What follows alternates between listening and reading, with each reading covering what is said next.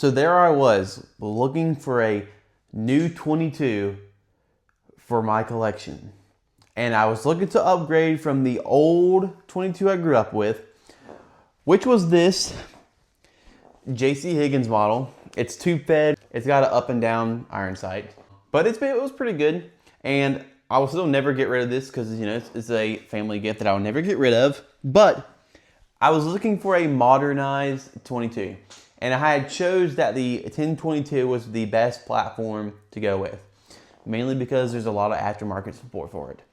So, with that being said, I was looking for a new 1022 earlier this year, maybe a little bit into last year, but throughout the years I was kind of looking on them.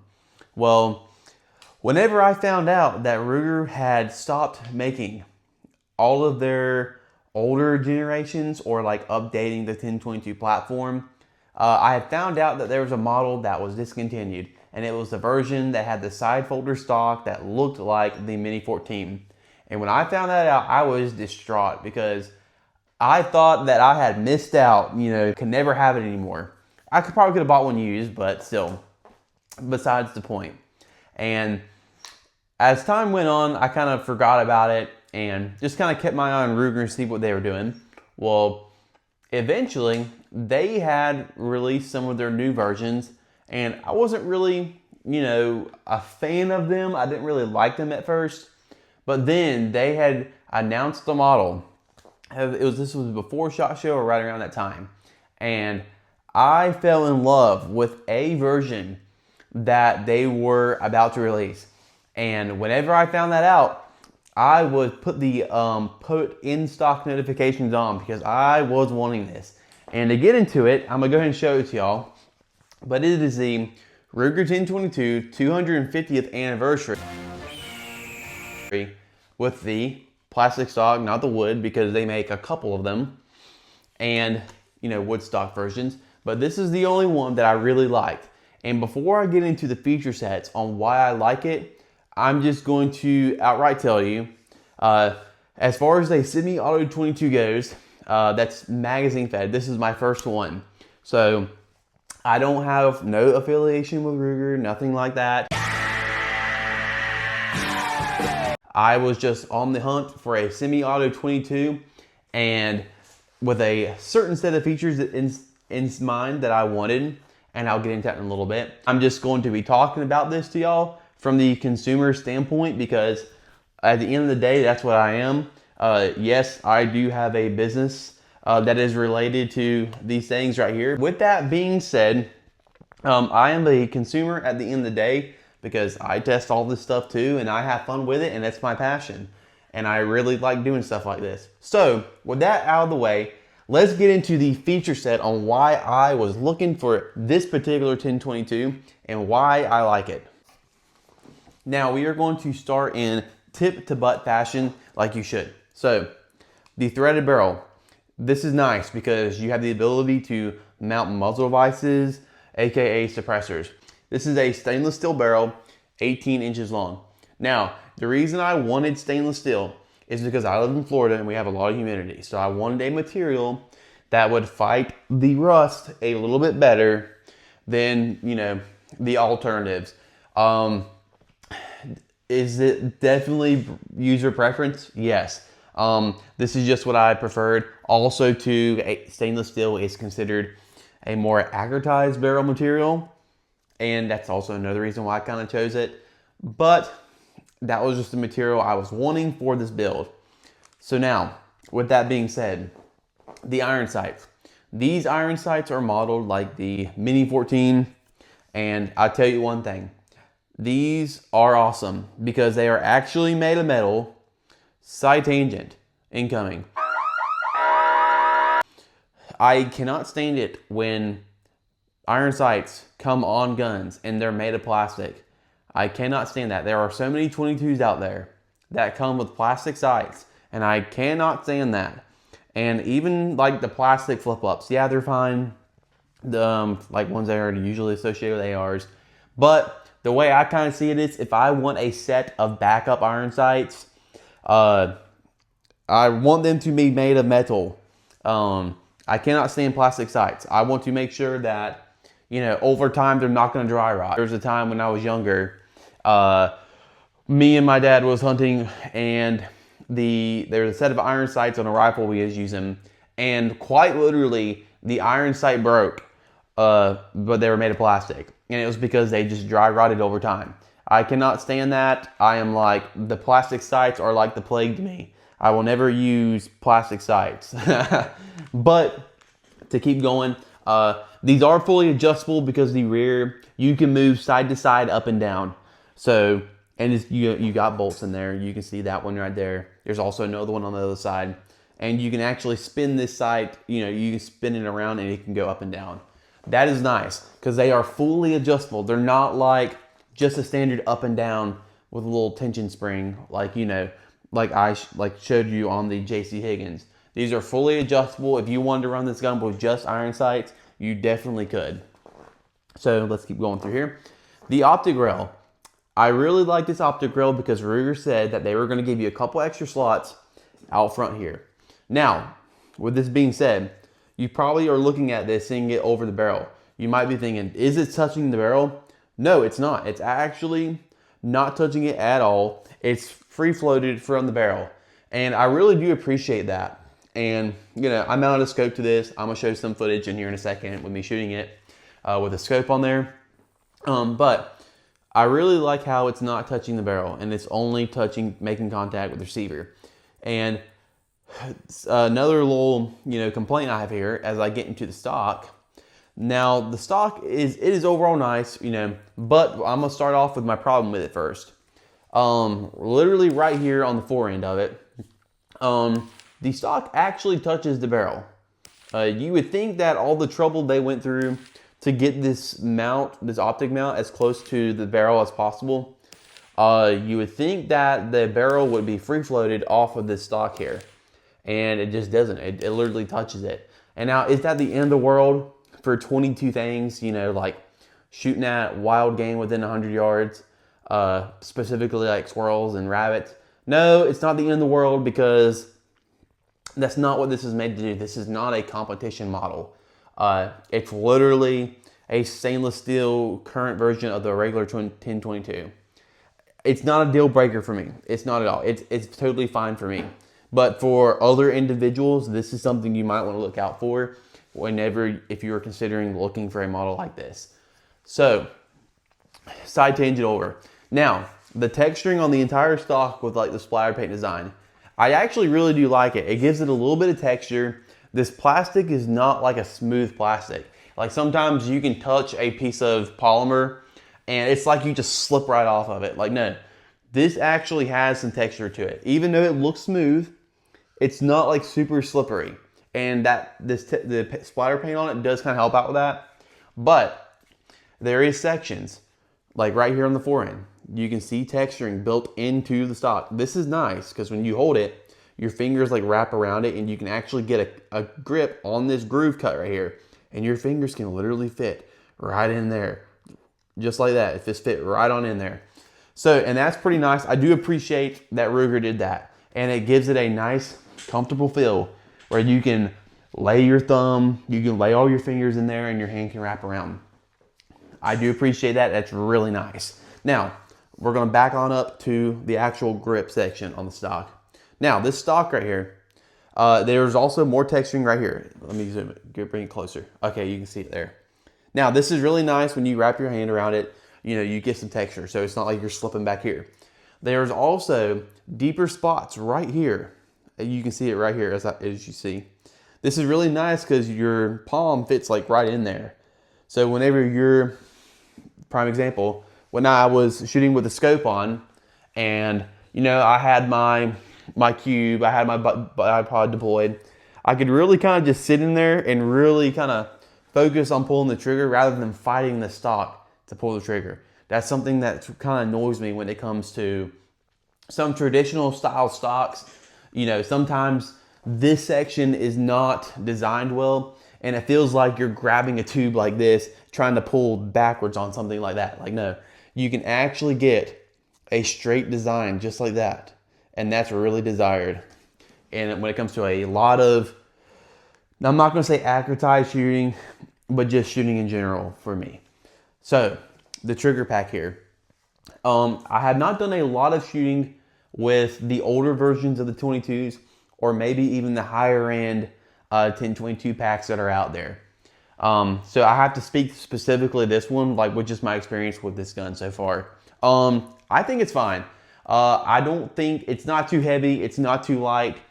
I think for 22 things with shooting at rabbits and squirrels and stuff like that, I think it is totally adequate for that task. And I had no problem of swaying the gun off target when it comes to actually engaging the trigger. That's just not a problem I didn't have with. So I think it's totally fine. It is nice because this model does have with a bolt lock, just to demonstrate you what that is. As you pull this bolt back and you push down on that lever right there, as you let off the bolt, it holds the bolt back. Now this is not a last round bolt hold open. So like when you shoot, it's not gonna lock back on its own. That is what it is, exactly as I demonstrated. And whenever you load your 10-22 mag, that's been on the market for years. They work on the newer versions too.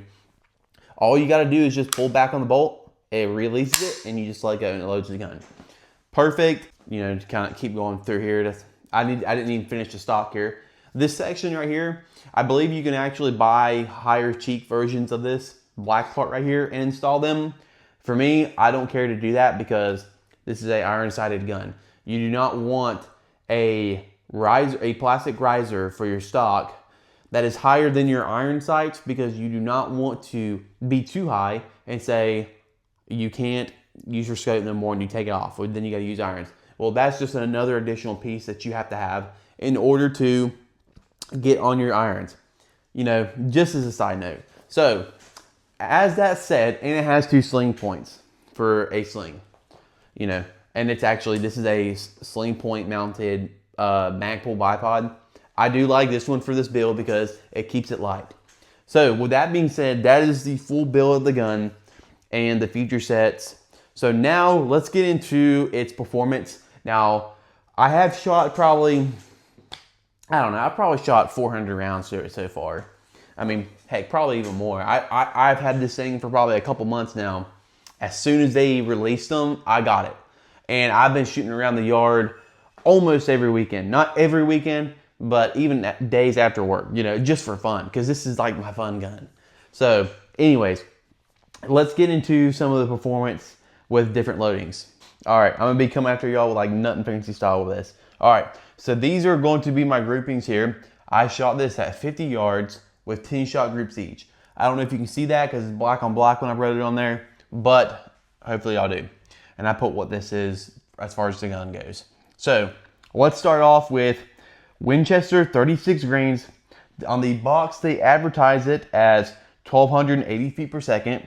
And I pulled off a 2.1 inch group. And I did do velocities, and the average for that one there was 1342. So more than what they advertised on the box. The Remington Thunders. Now, with that being said, I cannot remember because I lost the box on these a long time ago. I just shoved them in a little small wooden box that I had. So I can't tell you what they advertised or that, but I remember it is Remington Thunderbolts. I don't know if they make one version of that or multiple, but I actually pulled a 2.7 inch group off of those. And the velocities I pulled off of that was a 1190 average for the 10. And quite literally, if this group right here, if I did not get that one flyer, aka one flyer, it's 22, this probably would have been the tightest group if that right there didn't happen.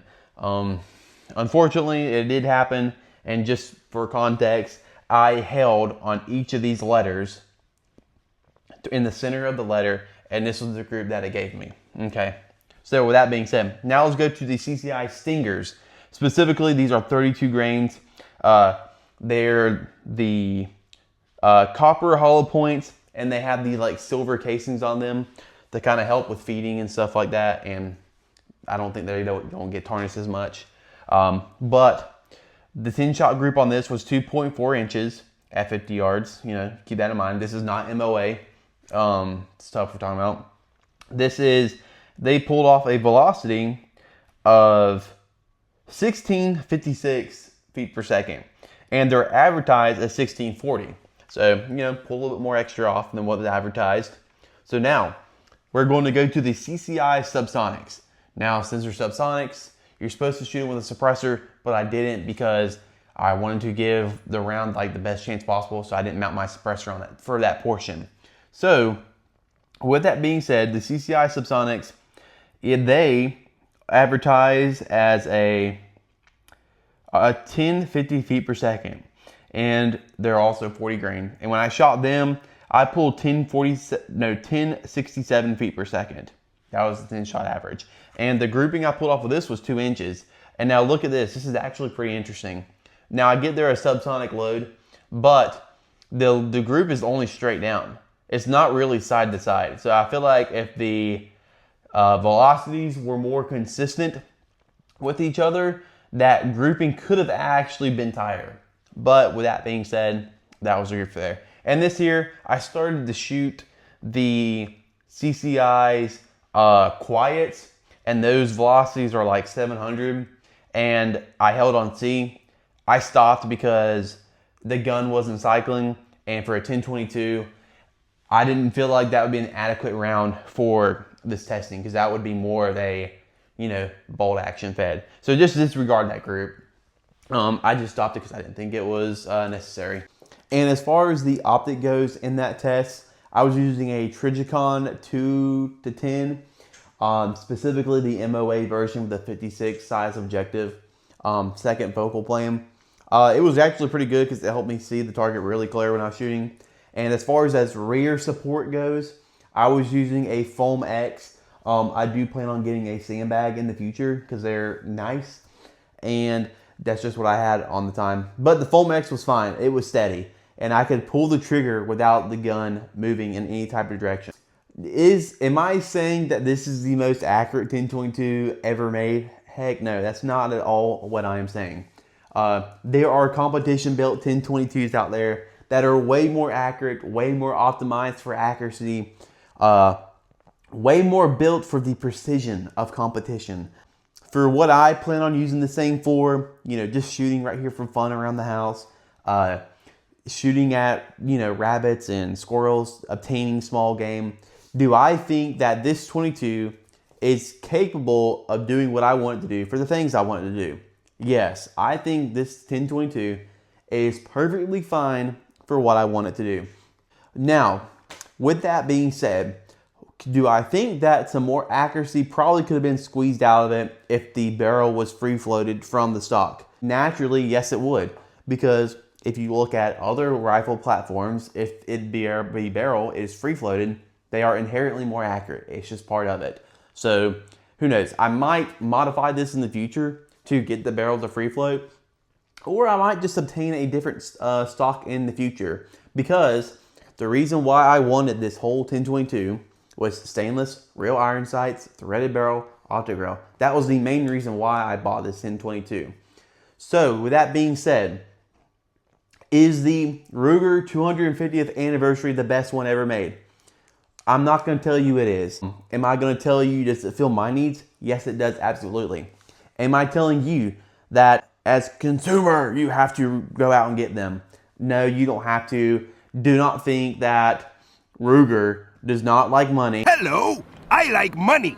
And they're not going to continue this receiver barrel style. Yes, it is the 250th version, but let's be real, the stock is what makes it 250 and the engraving on the side. I suspect that after this year runs up, Ruger will still continue this receiver and barrel style and threaded, but with a different stock on. That's what I think is going to happen. Now for long term, am I going to consider this specific Ruger 1022 a cast member of the channel? Yeah, I'm going to hold on to it. I don't see myself getting rid of this for any reason, because it is just the perfect combination of everything I want it to be. The stock, I can take it or leave it, because long story short, I bought it because the feature set, not because of it was the 250th anniversary.